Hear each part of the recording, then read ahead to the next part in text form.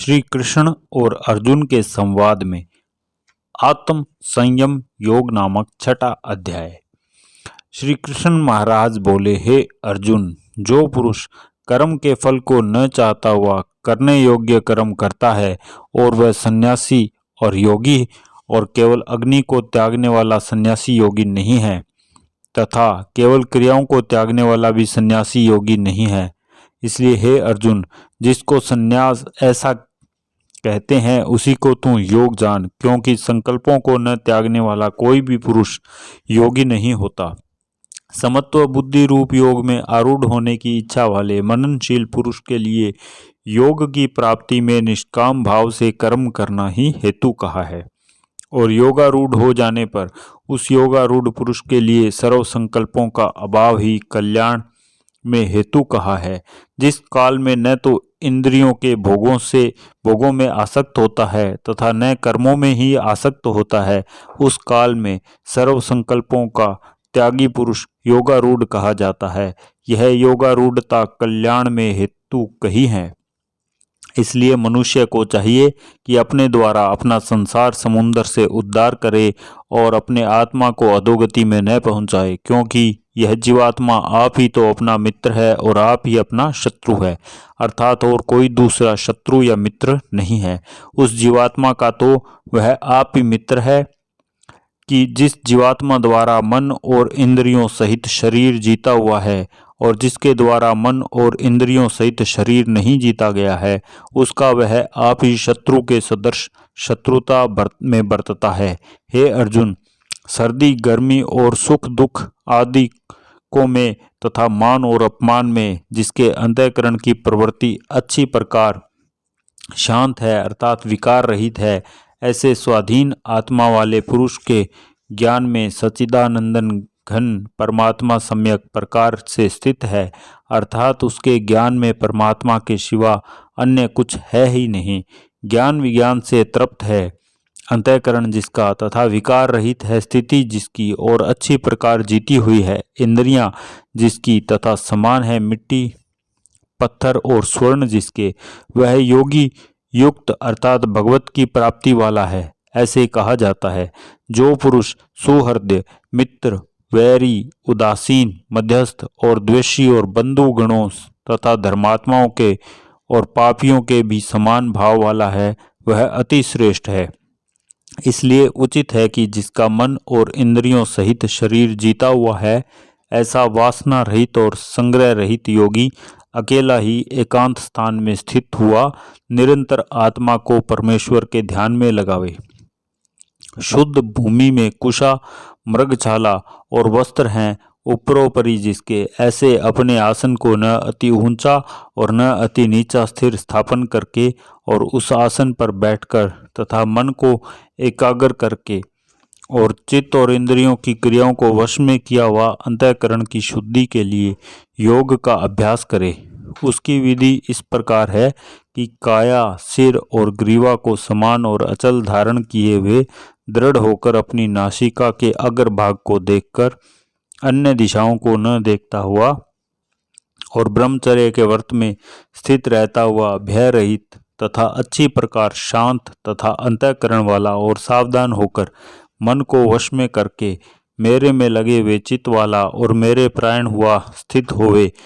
इस प्रकार आत्मा को निरंतर परमेश्वर के स्वरूप में लगाता हुआ स्वाधीन मन वाला योगी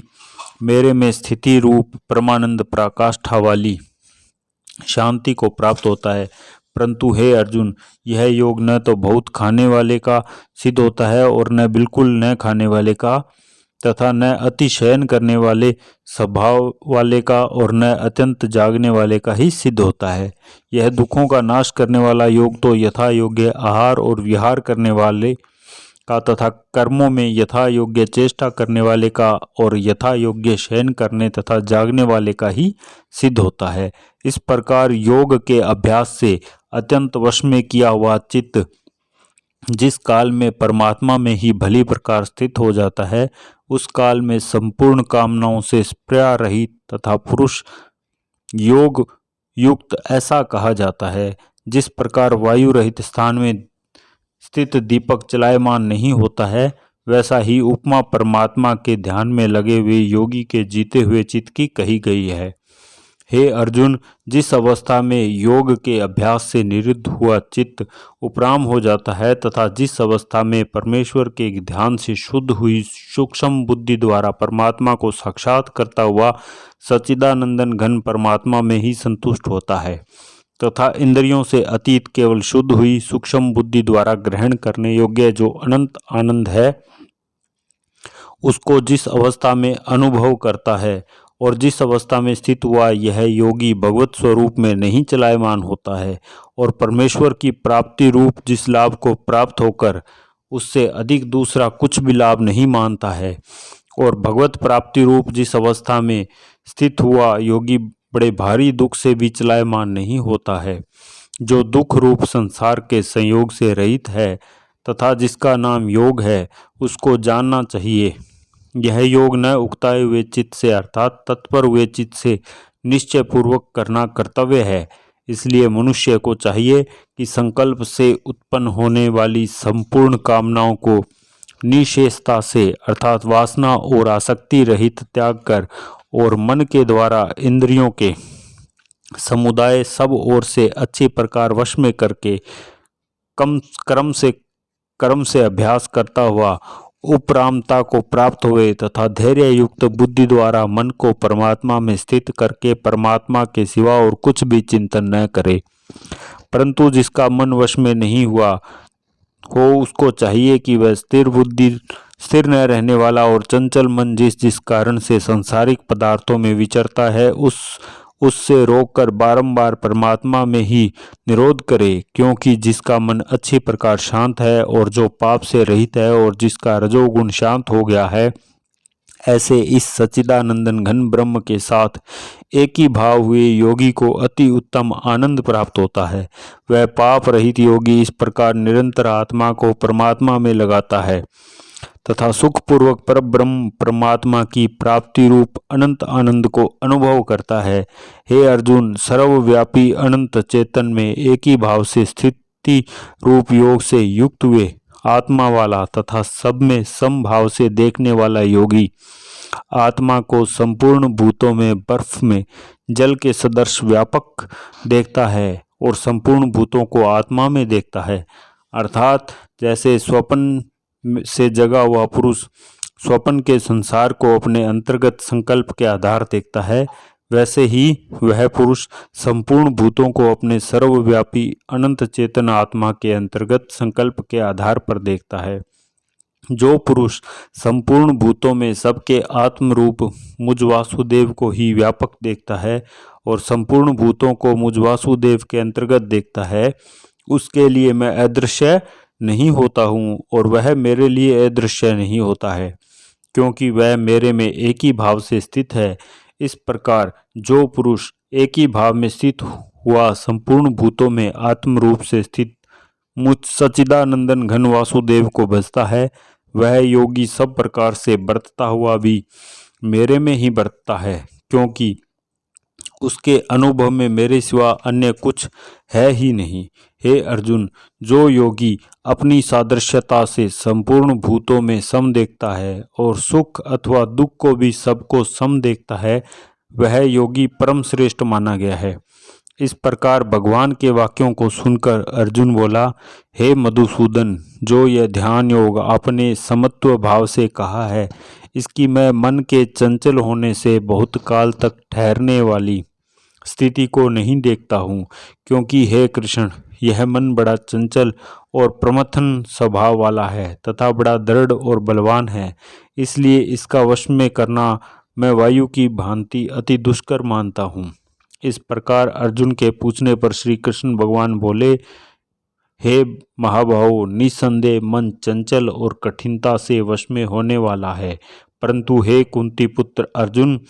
अभ्यास अर्थात स्थिति के लिए बारंबार प्रयत्न करने से और वैराग्य से वश में होता है। इसलिए इसको अवश्य वश में करना चाहिए, क्योंकि मन को वश में न करने वाला पुरुष योग दुष्प्राप्य है, अर्थात प्राप्त होना कठिन है, और स्वाधीन मन वाले यत्नशील पुरुष द्वारा साधन करने से प्राप्त होना सहज है। यह मेरा मत है। इस पर अर्जुन बोले, हे कृष्ण,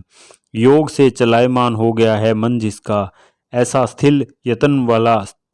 श्रद्धा युक्त पुरुष योग की सिद्धि को अर्थात भगवत साक्षात्कार को न प्राप्त होकर किस गति को प्राप्त होता है। हे महाबाहो, क्या यह भगवत प्राप्ति के मार्ग में मोहित हुआ आश्रय रहित पुरुष छिन्न भिन्न बादल की भांति दोनों ओर से अर्थात भगवत प्राप्ति और सांसारिक भोगों से भ्रष्ट हुआ नष्ट तो नहीं हो जाता है। हे कृष्ण, मेरे इस संशय को संपूर्णता से छेदन करने के लिए आप ही योग्य हैं,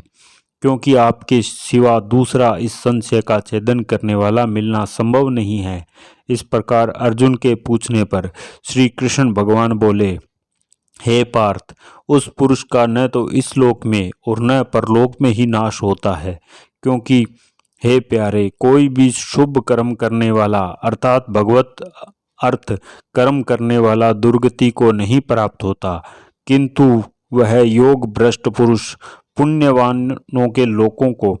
अर्थात स्वर्ग आदि उत्तम लोगों को प्राप्त होकर उनमें बहुत वर्षों तक वास करके शुद्ध आचरण वाले श्रीमान पुरुषों के घर में जन्म लेता है। अथवा वैराग्यवान पुरुष उन लोकों में न जाकर ज्ञानवान योगियों के ही कुल में जन्म लेता है। परंतु इस प्रकार का जो यह जन्म है सो संसार में निसंदेह अति दुर्लभ है। वह पुरुष वहाँ उस पहले शरीर में साधन किए हुए बुद्धि को